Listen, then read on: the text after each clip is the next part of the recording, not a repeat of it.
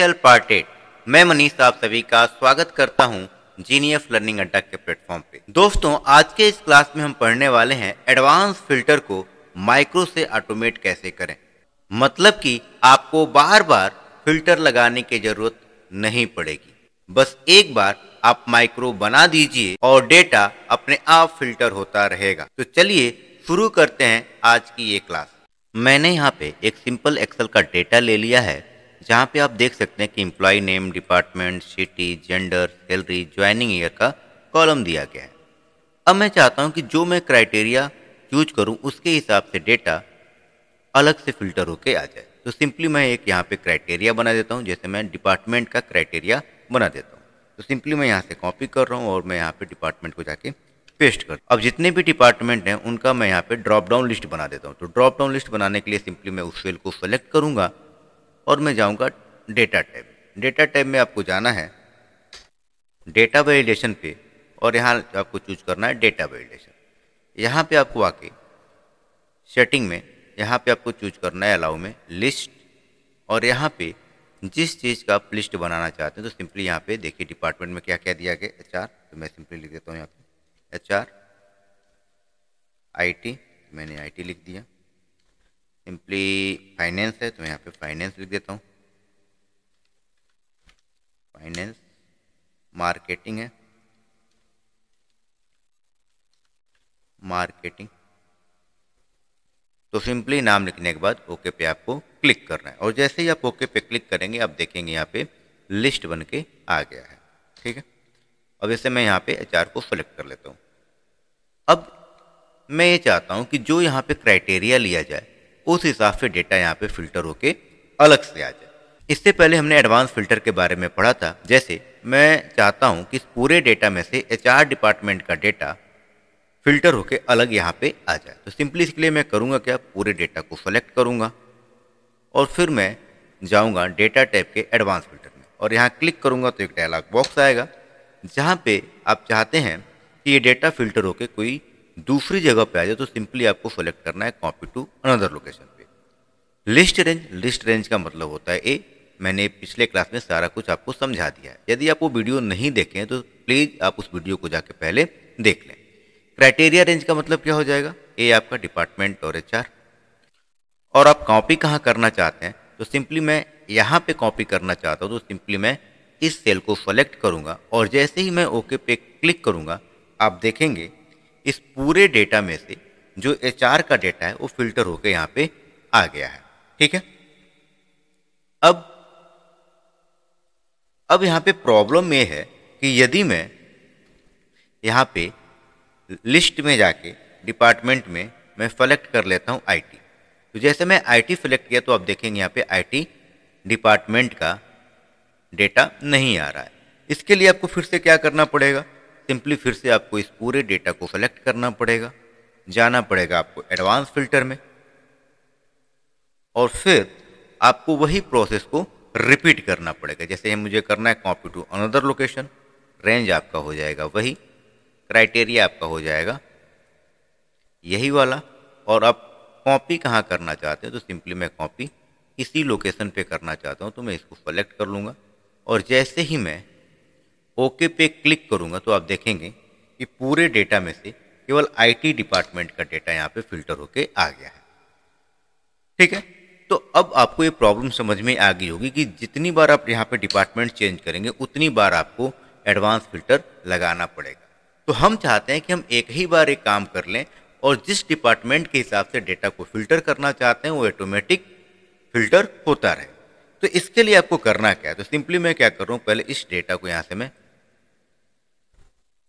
Delete कर देता हूँ। तो सिंपली मैं यहाँ होम टैब में जाके यहाँ क्लियर में जाके मैं क्लियर ऑल कर देता हूँ। ठीक है, अब ऑटोमेट करने के लिए सिंपली आपको करना क्या है कि सबसे पहले आपको जाना है व्यू में, और व्यू में एक ऑप्शन आपको दिखेगा माइक्रो।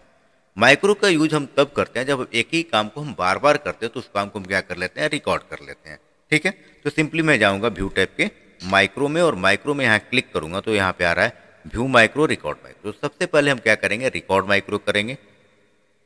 इसके लिए मैं सिंपली यहाँ पे क्लिक करूंगा जैसे ही मैं क्लिक करूंगा तो एक डायलॉग बॉक्स आएगा जहां पे कह रहा है कि माइक्रो का नाम आप क्या देना चाहते हैं। तो मैं यहाँ पे नाम दे देता हूं फिल्टर,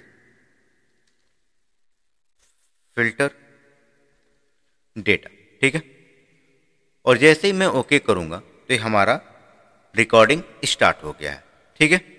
अब मुझे वही काम रिपीट करना है जो काम हम कर रहे थे। तो सिंपली मैं करूंगा क्या, पहले इस डेटा को सेलेक्ट करूंगा,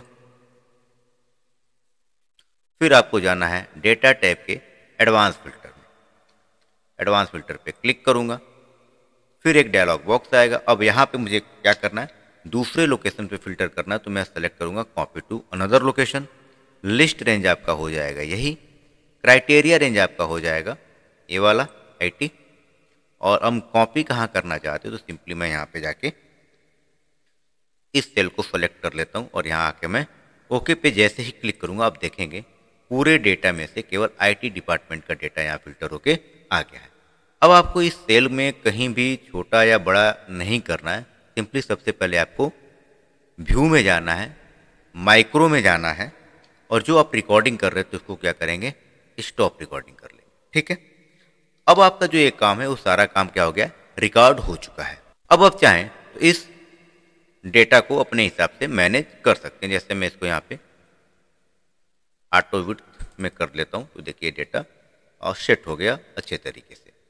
अब आपको करना क्या है, जाना है फिर से माइक्रो में ही, और माइक्रो में जो रिकॉर्डिंग आप किए थे उसको आप यहाँ से व्यू माइक्रो के थ्रू देख सकते हैं। तो मैं व्यू माइक्रो पे क्लिक करूँगा। अब यहाँ पे देखिए मैंने जो रिकॉर्डिंग किया था वो फिल्टर डेटा नाम से रिकॉर्ड किया था। तो सिंपली आप इसको सेलेक्ट करेंगे और आपको यहाँ जाना है एडिट में। जैसे आप एडिट में जाएंगे तो जितना भी आपने काम किया था तो आप देखेंगे जो भी आपने काम किया था वो सारा VVM में आके कोड के रूप में रिकॉर्ड हो चुका है। अब सिंपली आपको करना क्या है कि आपको इस पूरे कोड को यहाँ से कट कर लेना। कट करने के बाद आपको आना है उस सीट पे जिस सीट पे आप काम कर रहे हैं। तो मैं अभी किस सीट पे काम कर रहा हूँ, तो यहाँ में देखेंगे आप एक्सेल में जो मैं काम कर रहा हूँ वो काम कर रहा हूँ मैं यहाँ पे पार्ट नंबर 8 में, और जो मेरा वर्कबुक का नाम है वो है एक्सेल फिल्टर प्रैक्टिस, ठीक है। तो आपको उस सीट को सेलेक्ट करना है जिस सीट पे आप हैं, और वो वर्कबुक सेलेक्ट करना है जिस वर्कबुक में है। तो यहाँ पे आप देखेंगे कि मुझे यहाँ पे मिल रहा है एक्सेल फिल्टर प्रैक्टिस वर्कबुक है, और यहाँ मैं काम कर रहा हूँ पार्ट नंबर 8 में। तो ये पार्ट नंबर 8। तो सिंपली आपको क्या करना है, इसको सेलेक्ट करना है, राइट क्लिक करना है, और यहाँ पे आप जाएंगे व्यू कोड में। व्यू कोड पे जैसे ही क्लिक करेंगे तो एक अलग से विंडो खुल के आ जाएगा, जहाँ पे आपको यहाँ जनरल के जगह पे आपको वर्कशीट सेलेक्ट करना है, और यहाँ पे आपको सिलेक्शन चेंज की जगह पे आपको चेंज सेलेक्ट कर लेना है, ठीक है।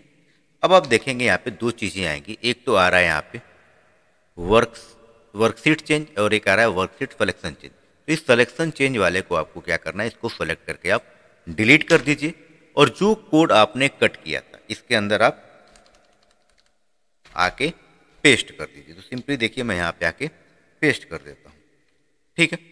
अब यहाँ पे आप देखेंगे जो भी कोड है तो ये सारा कोड यहाँ पे आ गया है, लेकिन जो डेटा आपका पेस्ट हुआ है वो कहाँ पे हुआ है, तो दिख रहा है कॉपी टू रेंज। यहाँ पे आप देखेंगे तो क्या आपका डेटा केवल J3 में है, तो इसके लिए हम फिर से एक्सेल सीट को खोल लेते हैं, और आप देखेंगे कि मेरा जो डेटा है वो केवल J3 में नहीं। अब देखेंगे इसका एड्रेस क्या है, इस सेल का J3 है, तो J3 से लेके कहाँ तक है, P3 तक है। तो हम चलेंगे उसी कोड में, और हम यहाँ पे J3 कॉलन रेंज दे देंगे P3, ठीक है। इतना आपको काम कर लेना है। इसके बाद यदि मैं इसको ओके करूं तो मेरा एक्सेल क्या होगा, हैंग हो जाएगा, क्योंकि ये जो डेटा है अगर आप चेंज कर देते हैं, ठीक है ना, कहीं भी चेंज अगर करते हैं तो क्या होगा, एक कोड चल जाएगा और एक कोड कंटिन्यूस चलता रहेगा, और जब कंटिन्यूस कोड चलेगा तो एक्सेल क्या होगा, हैंग हो जाएगा। इसके लिए आपको क्या करना है, सिंपली आपको टारगेट करना है। तो आप यहाँ पे आप एक कोड लिखेंगे, इफ टारगेट डॉट कॉलम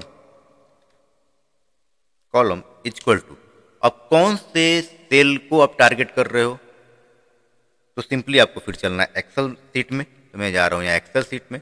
अब आप देखेंगे कि जो हम कॉलम नंबर आई यानी कि यहाँ पे चेंज होने पे ही वो कोड चले, तो ये कौन सा कॉलम नंबर है, तो आप काउंट करेंगे अगर सिंपली, तो यहाँ पे आप काउंट कर लीजिए।